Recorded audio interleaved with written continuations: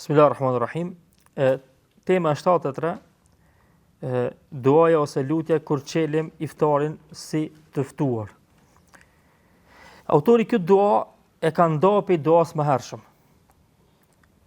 Këtë dua e ka nda për duas më hershëm që e përmena duaja e përgjithshme nëse hante dikush ushqim. Edhe kjo dua është iftara indakum as-saimun wa akala ta'amakum al-abrar wa sallat alaykum al-malaika. Bëfshin iftar të ju agjëruesit, ushqimin tuaj e ngrënshin njerëzit e mirë dhe për ju bëfshin lutje me lajket. Në realitet, këtë dua e ka thonë pejgamberi sallallahu alajhi wasallam kur ka shku te një person edhe nuk është e saktësuar, nuk është e precizuar që pejgamberi sallallahu alajhi wasallam ka qenë agjërueshëm. Por pejgamberi sallallahu alajhi wasallam e ka bëu këtë dua për me tregu bereqetin, për me kallëzu bereqetin që ka mundësi me bëu për dikant që prit njerëz. Dhe jep ushqim atyre. Domthon këtë dua që na të thonë na çetash, edhe ata që e tham më herët, barakallahu lakum fima razaqtahum waghfir lahum warhamhum, ose Allahu me barik lahum fima razaqtahum waghfir lahum warhamhum, që duaja përgjithshme edhe që kjo ban të dyat më thon. Ban të dyat më thon, nuk ka veç ajo. Ban edhe këta më thon për arsye se kjo lutje nuk është speciale vetëm për ata që janë agjërueshëm. Vetëm për ata që i jep ushqim atyre që janë agjërueshëm, vetëm për ata që i jep ushqim atyre që janë agjërueshëm. Ban edhe për këta, ban edhe për ata që i jep ushqim njerëzve që nuk janë agjërueshëm. Nuk je të agjëru, heq t'jep dikush ushqim, çysh ke më herët. Po pse ka përmend këtu agjëruesin pejgamberin, do ta kallëzojmë tash në koment. Duaja e parë ose pjesa e parë është iftara indakum as-saimun. Shako më mirë, çysh ka më mirë se mi thon dikujt, qofsh ti të agjëru, qofsh mos qofsh të agjëru, inshallah te ti bojnë iftar, hajnë buk, njerëz që kanë agjëruar. Kjo është dua, lutja është, nuk është realitet që ti je agjëruar. Po bën dua për një person që inshallah te ti hajnë buk njerëz që janë agjëruar. Pse? Pse po bën që dua? Çka ka vlerë kjo? Kush e din çka ka vlerë kjo? Pse dallon këtë dua për duave tjera? Çka ka thonë pejgamberi po ile?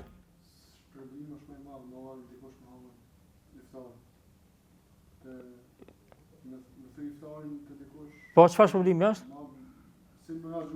Po, që kjo është qëllimi. Dhe më thonë pejgamberi po bën dua për një person që ka ardhur te ti, nashti nuk është të agjëru heq, as është iftar, as është Ramazan, as heq, ti po thu inshallah te ti hajnë njerëzit që janë agjërueshëm. Pse? Se ti mi dhon agjëruesit një iftar, me hungër te ti ka thonë pejgamberi e ki shpërblimin e krejt shpërblimin e atij. Ati si paksohet heq. Po ti përveç shpërblimin ton, edhe shpërblimin e atij e ki. Moni ki dy. E pejgamberi ka dish me tregu për me bu duan sa më shumë, sa më të madhe, sa më shumë me kërku të mira dhe bereqet për këtë person që e ka dhënë ushqimin, që inshallah te ti hajnë ushqim njerëz që kanë agjëruar. Që ti pastaj me marr sevape sa më shumë. Me marr shpërblime sa më shumë. Wa akala ta'amakum al-abrar. Pastaj edhe e dyta, edhe çdo herë ushqimin tuaj e hëngshin njerëzit e devotshëm, njerëzit e mirë. Njeri i mirë që të hanë ushqimin nuk ta shon sofrën. Nuk ta kesh ushqimin. Përkundrazi ai bën dua për ty. Ai të falënderon për atë ushqim. Të përmend për mirë. Edhe ushqimi jot duke ia dhënë atij ndoshta bëhet sebeb që ai me thon fjalë të mira, me bëj lutjet e Zotit për ty, edhe ty me të lshu bereqetin familje. Tash pejgamberi sallallahu alajhi wasallam pi përmend dy forma, dy mënyra, dhe forma e tretë që e përmend mi tash, që sa më shumë ushtu bereqetin në atë familje. Sa më shumë ti me bëu dua për ata që ta ka qitur ushqimin përpara. E para të ti hongshin agjërueshit, e që ti merr pastaj shpërblimin shumë madh. E dyta, inshallah hajnë të ti njerëz të mirë. Njerëz që meritojnë me qenë sofër tonde. Njerëz që folin fjalë të mira, bëjnë dua të mira. Nëse ju pëlqen ushqimi e hajnë edhe kënaqen, nëse nuk ju pëlqen ushqimi heshtin edhe nuk e kishin. Dhe pastaj wasallat aleikum al-malaike. Si dhe për juve bëfshin dua me lajket. Me lajket që janë afër Allahut azza wa jall, ata kur bojnë dua, Zoti i pranon duat e tyre. Se ato vazhdimisht bojnë dua te Allahu, lutun për njerëzit, lutun për robërit e sinqert. Ditë e natë, pa u ndal. Allah i ka krijuar në çat formë. E tash mesin e regjistrave duave që bojnë me lajket për njerëz ndryshëm, me bo për çit personi i cili ta ka dhënë ushqimin. Kjo është një lutje shumë madhështore. Andaj, çet lutje ose atë tjetrën ose këtë lutje thonë te njerëzit që ju ka thirrë një iftar, keni qenë agjërueshëm, po thojani edhe për njerëzit që ju ka thirrë dhe ju nuk keni qenë duke agjëru, ose nuk ka qenë Ramazan hiç. Po bane këtë dua për arsye se ai që ta ka paraqit ushqimin përpara, ai të ka respektuar shumë. Ai ta ka dhënë derën më të madh. Ta ka dhënë mundësinë më të madhe. Edhe sot dikush me paraqit ushqim është nder, është respekt. Po para më më herët që shkon. Para më herët kur ja ke qit dikujt në bukën. Çfarë respekti, kush ta ka harruar bukën në zogon njëri mirë. Ka thonë te filoni kum hungur në herë, unë kum kaluar të pari, edhe kum him rana ma ka qit bukën. Edhe ka përmend vazhdimisht me dua, me fjalë të mira. Po edhe tash vllazni. Ani pse elhamdulillah bollokun tana unë. Megjithatë kur dikujt ja paraqet, ja përgatit ushqimin, kjo e kallzon që ti e ke një respekt të veçantë për atë person. Andaj edhe e meriton një dua pe anës tonde. Dhe e meriton një dua specifike dhe kjo është edukata e lartë e muslimanëve. Kjo është edukata e madhe e pejgamberit sallallahu alaihi wasallam.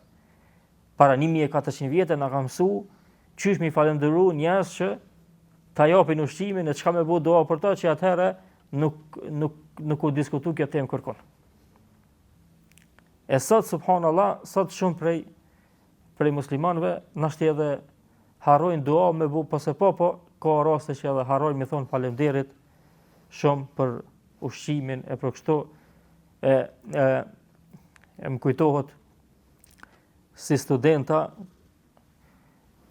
kohëve të fundit, nuk e di ndoshta më herët te na u përmend kjo, po kohëve të fundit nuk u përmend shumë kush, po them te populli shqiptar, nuk u përmend shumë kush ka thirr me hungur, me kethir, faleminderit e kështu.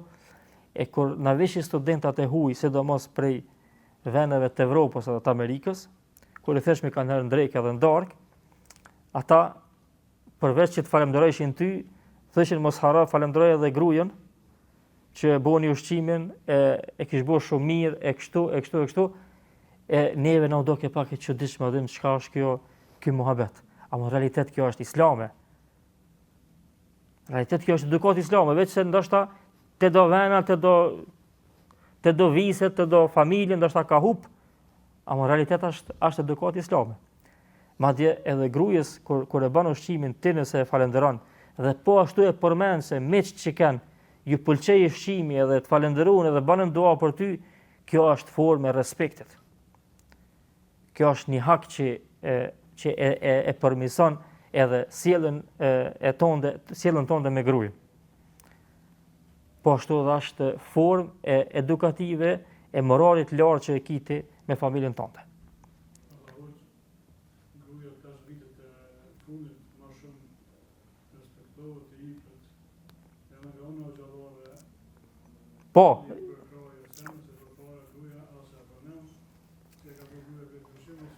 Po, kjo është e vërtet, do më thonë, prej kanunit lek dogazhinit që ka qenë të na, ai ka deportu të njerëzit shumë, edhe pastaj është bërë sikur me thonë në pjesë e pandashme e kulturës. Ai ka pas do anë pozitive, po ka pas shumë anë negative. Mesin e tyre ka qenë edhe kjo, se gruaja konsideruar rob, nuk ka pas drejt kurrë, vajza sipas kanunit edhe është një kanun e shkruar, vajza sipas kanunit nuk ka pas drejt pasurisë të babait vet kurrë hiç. Kurse gjithë këto janë kundërshtim me Islamin. Tash që ky rrethi që kena jetuar na i na ndiku pastaj. pe kësaj dhe ka mbet, ka deportuar te secili person dhe u kun shtir me dal pe qiti rrethit, me dal pe qitësaj traditës. Edhe hoxha si hoxh, po tham atë kushtimisht, me pas desh me dal diçka më ndryshe, i thonë, te e tranuash, ai të desh me bote. Ku po do me shku? Mirë, po kjo është një periudhë, na, kurse në realitet kjo është çish tash prej islamit e që domethënë është edukat për edukatave që pejgamberi sallallahu alajhi wasallam na ka mësuar.